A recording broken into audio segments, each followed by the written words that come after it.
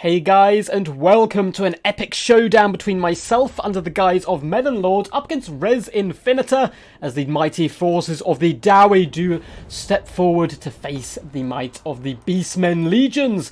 And today we're going to be exploring the power of the Master Engineers and if they're good or terrible, because I used to think they were pretty bad, but I think in some matchups they are absolutely vital. Now we're going to be using a build which was recommended to me by Sergeant Spaghetti, who is a very good Dowie player himself. And in the front lines we have a mixture of miners with blasts and charges who are currently protecting the flanks, and the warriors of Dragonfire Pass who are wielding their mighty flaming axes into glorious hand-to-hand combat. In the central of our formation here, we do have a little hero core of double Master Engineer. Now, these guys are here as they do really nice long-range damage to chariots for the most part, and also come with a really nifty ability called the Fiery Ring of Authority. Now, this does a lovely little tear-shaped attack on the ground, which can really help clear through chaff. It is a little bit hard to use as it's really thin, but you'll see in action today and see the power of it and also the weakness, perhaps. These guys are coming in, of course, with the boon as well of the Great Book of Grudges, which is coming in by none other than Thorgrim Grudgebearer. You almost can pretty much only see Grombrindle now, occasionally Ungrim as well, leading the forces of the Dowie folk. But Thorgrim certainly has his matchups, and this is one where he can block in chariots nicely and clear through a lot of the Beastmen chaff without too much of a problem. He's coming in with the High King buff, as well as the Great Book of Grudges. For the rest of our build, we do have triple Ironbreakers. We've got basic ones on the flank, and in the centre back, we have the Norgrimmen's Ironbreakers, elite, bad to the bones warriors who've an amazing colour scheme with the kind of faded red shields and the hard red armour as well. And they're going to be buddying here with some Dragonback Slayers, and we have some more Slayers as well, dotted on either flank. So that's going to be up for our build. It's kind of prepared to deal with chariot pressure. Ironbreakers are really tough, have huge mass and really pin in chariots. And then the Slayers and Master Engineers can deal with the enemy. But it looks like our opponent today instead is going for the Cygor approach, which is probably the second most popular way Beastmen play this matchup. He has a ton of Gore Herds mixed in the front line, just dotted all the way along, cheap, cheerful, and is ready for a good fat scrap. Look at that cheer and all sorts of goodness. In the back he has double Bestigors. Bestigors, of course, huge armor piercing, just dangerous folk for the most part. And he has the Eye of Morslib, which is the Regiment of Renowned Cygor. I prefer the basic one in this matchup. He does do magic damage, but again, it's a giant rock fallen you, so it doesn't really matter if you have that magic resistance. And he also comes with some nifty abilities and looks pretty badass as he swaggers back there and roars victorious after throwing his first boulder of the battle. With Brave Shaman of Wilds coming in with that Manticore summon, of course, which is going to be absolutely pivotal here. The Savage Dominion, as well as the Brave Scream, and in the forces, as is standard for a lot of Beastmen players, is Morg of the Shadowgave. I have slowly come around to the fact that I prefer Khazrak in a lot of matchups, but he is coming, of course, with his Stave of Ruinous Corruption and Spirit Essence of Chaos. In other words, he's going to be there summoning and is a summon-esque build. Hidden in the forest, we do have some Centaurs with great weapons, as well as a couple with throwing axes. Decent AP on those bad boys to try and pressure our forces. Now, we don't have any cannons or anything, so we are going to have to get a little aggressive here. And as a rule of thumb, if the Dowie are having to push forward in an outrange, it's normally a bad day for them. We are trying to juke back and forth the Warriors Dragonfire Pass to ignore some of the damage from the Eye of Morslib, but already 15 brave Dowie folk have been felled, and we're getting a little bit desperate now, so we are bounding forward as quickly as possible, as fast as our little dwarven feet can take us. And you know, dwarfs are natural sprinters, so this is absolutely fine. We're pushing forward, and there's another Cygor summon coming down, again to rain fire in, and the Centaurs getting a little over-eager, trying to hunt down our Ironbreakers, of course, who have ridiculous armor, and we're simply going to turn and take the charge, unleashing some blasts and charges over top of our enemy and on to the lightly armored Centaurs, where we're going to do some really lovely burst damage. The miners have turned about face as well, once again, to Kobe some of those blasts and charges into the enemy, and the Centaurs are not having a good day whatsoever, but some nice damage by my opponent. The rest of our forces are going to be pushing forward continuously, though. Thorgrim is eager to get to grips with the enemy, but we do have a bit of a kind of stalled attack now because of the presence of the Centaurs in the back line. Double Master Engineers, though, can slowly aim down sight, and they're, of course, going to be aiming for the Eye of Morslib, trying to focus it down where possible. Big rock shot coming in, though, doing massive damage to Slayer as well as Norgrim Ironbreaker alike, which is pretty scary stuff. And in the back line, once again, the Centaurs do bound them, but this time we have some Slayers prepared, and this is a big stake by my opponent because Slayers will chop and chew their way through Centaurs with deadly efficiency, and we have blasting charges being launched in. These Centaurs certainly not going to be having an absolute whale of a time.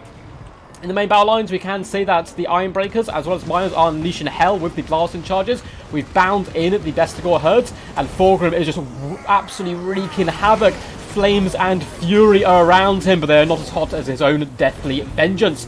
coming in here and slaughtering Bestigors. And now that he's kind of on his own here, it's absolutely fine for the Ironbreakers just to throw in some shots and get as much value as possible. Bestigors are falling all around the mighty High King. In the background, Slayers are going to be chasing off some of the Centaurs with thrown axes, although they will be kited, of course, if my opponent keeps on top of that micro. Miners have used up their blast and charge, so they need to whip around the flanks where possible to apply some pressure, and the Slayers are now pushing straight through the middle portion, desperately trying to get to the aid of Thorgrim, as well as shutting down the Eye of Morslib if possible.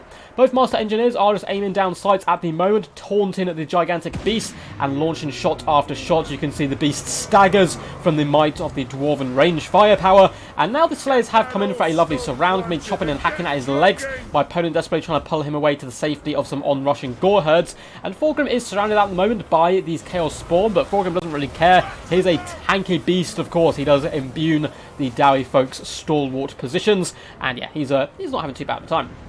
Centaurs do try to surround the Master Engineer. Instead, are going to get a load of blasting charges from both sides of the face. A little bit of friendly fire, but again, blasting charges aren't as good at doing damage to single entities as they are infantry and cavalry. And we can see those Centaurs down to just 2 models do decide to flee for their lives. I can't say I blame them. More blasting charges are trying to focus down at the best scores where possible. Another Cygor summon has come in at this point. He has been raised from the dead to fight a vicious battle here. And he's going to do some pretty good damage. Of course, the Eye of Morslib has been protected now by the Gore herds. Slayers will be able to chew through them. We are going to help out with those fiery rings, just abusing these poor Gore herds. They're not having the best time. This looks like a really lovely cast coming down. Oh, that's disgusting stuff. Getting some really lovely value, going to allow the Slayers to push through a bit quicker, and the Brave Shaman has been forced off, but he got off both his summons, so he's not had a bad day whatsoever. Tentacles with thrown axes are Cobian shots into the back of the Ironbreakers, which is their best target, of course, but the Ironbreakers still, with 125 armor, care little for the damage you can do to them, and the Master Engineer as well is not too worried by those pesky little axes coming in. He's faced worse threats in his sleep. Bestigors have been forced off, but almost always is the Dwarven problem. We don't really have anything to chase them down with. We have managed to surround Morg the Shadowgate with the Ironbreakers at that point, and he'll be able to duel them relatively effectively, but it will be a long, grindy affair. Thorgrim is popping over to come and say hello, although a summon of Chaos Spawn going to be trying and attempting to pin him in place. In the distance, the Slayers have forced off the Eye of Morslib, going to try to cut that beast down, although some Bestigors are rushing over to assist, and that's something my opponent's done good all day, is really trying to protect the Eye of Morslib, despite the fact it is now taking long-range shots as well down range from the Master Engineer. Looks like one of the Engineers is in combat, but again, he's still a character, and he has a really cool, gigantic hammer. We can see he is wielding it masterfully here, swinging that big bad boy left and right, carving the skulls in, or caving the skulls in of the Gore herds, doing some good work there. Centaurs are piled in on top of the Ironbreakers as well as Thorgrim. Those Ironbreakers are stalwart folk, and they're not going to abandon their liege lord because some pesky beasties have charged in. There are Slayers afoot as well. Whoever, unfortunately, one of them's got decapitated as I say that, but they're doing a good job for the most part, slowly dragging down the enemy. We have some more of those ring attacks coming in, roasting Gore herds as well as Bestigors, doing some lovely damage there. Ironbreakers in the distance holding back some Gore herds, and there these herds aren't going to be able to get through that thick dwarvish armor. Master Engineer continued to fire shots in. It looks like he maybe clipped the Centaurs there. I'm not sure what he's going after. I would expect it to be some of the Bestigors most likely, and he is now surrounded and not going to be having the best of days, but the Centaurs seem to decide to stand and fight this. He whips out his giant axe and he'll get down and dirty and do the dirty work there, as Thorgrim does push his way through both friend and foe to get to the ultimate engagement. This is a grudge he's been wanting to write out of the book for quite some time, and Morga's not keen to stick around. It looks like he's desperately trying to fall back, but kind of getting blocked in by his own troops. Obviously he wants to save face in front of the rest of the herd, as if he flees, the rest of his troops may consider doing such a thing as well. One of our Master Engineers is going on an adventure, and that of course is to pop over here and try to do some long range damage to the Cygor. He's struggling a little bit to get line of shot, which is a bit of a problem for the Master Engineers in general, because they have that gun instead of like a crossbow, for example. They can't loop shots up and over, but he is now unleashing some shots and should be able to force off the Cygor, which after taking just one bullet, his leadership has gone down quite high here, and we have 53 Ironbreakers, which is a pretty tough bastion of strength for us, now rallying to the cause, pushing in towards the Bestigors and helping support Thorgrim. If you have a little look at all these troops as well, they are getting buffed by the Great Pick of Grudges. Plus 9 melee attack on the Ironbreakers is really no joke whatsoever. And it looks like because Morga has decided to run for the hills, as well as the Cygor, the Beastmen Warherd is going to break and flee in terror of the might of the High King.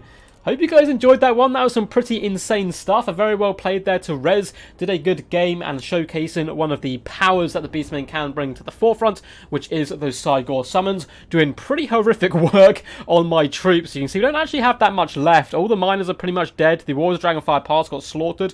All the Slayers are out of action. But we still had the High King. We still had those Iron Breakers, and we were still going relatively strong at the end. And we'll get to damage value and damage dealt and all that good stuff in just a second. But if you guys enjoyed, feel free to hit that big old fat thumbs up button. It really helps push out the video to more people so we can slowly convert them to the great thinking of the Duck and the Total War Warhammer kind of community.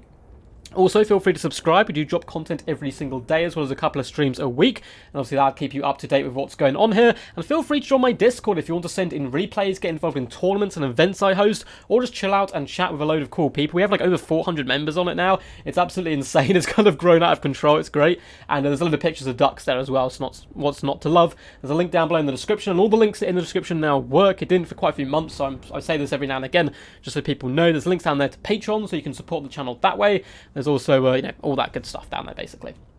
Anyway, very well played to Rez, and if we have a little look at his build, Morgan the Shadowglaive did struggle. Of course, his power comes in with those Chaos Spawn summons, but the main problem for Morgan in general is if the Chaos Spawn summons don't get the value, or, aren't summoned in the correct position, because you can't control one of them, of course you can control the other one, but if they don't get their value, Morgan kind of just, he's pretty unkillable, but he just floats around the battlefield not doing too much damage, and that's why I actually slowly come around to preferring Kazrak, because at least he can bounce around the battlefield and affect it a little bit more, but he still is very competitive, and those summons are pretty tasty. Brave Shaman of the Wild, of course, not getting too much value, but it was his summons which were the big problem. The double Cygor, he managed to get 3 Cygors in action across the entire length of the battle. Of course, the 2 summons and the ROR doing some pretty good work there for him. The Goreherds unfortunately got absolutely butchered. That is what's going to happen to them here.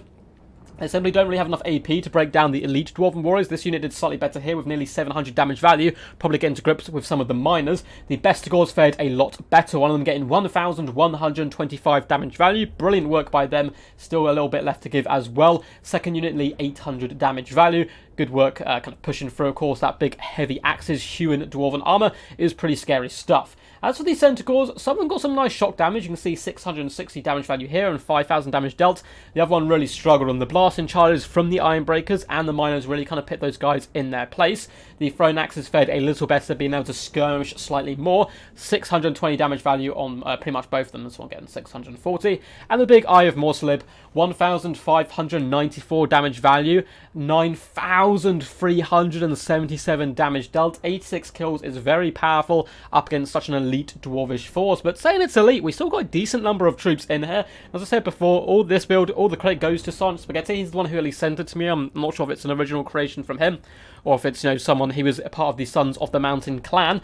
And yeah, it's really good. I'm a massive fan of this build in this matchup. I think it can counter both the main threats Beastmen can bring to the fray, which is those Cygors, as well as the Chariots. Now, if my opponent had gone double Cygor plus the summon, then we may have been in some more trouble.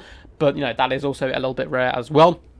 Fulgrim Grudgebearer again, 1,539 damage value and 6,665 damage dealt. Pretty impressive stuff. And he just walked into his Bestigors and said, bring it on. Not scared of anyone. And the beautiful thing about him is if the opponent does do damage to him and he goes below 50% health, he then gives another buff to all our Dwarven Warriors, which we didn't get to see, unfortunately, because he just stayed a little bit above it.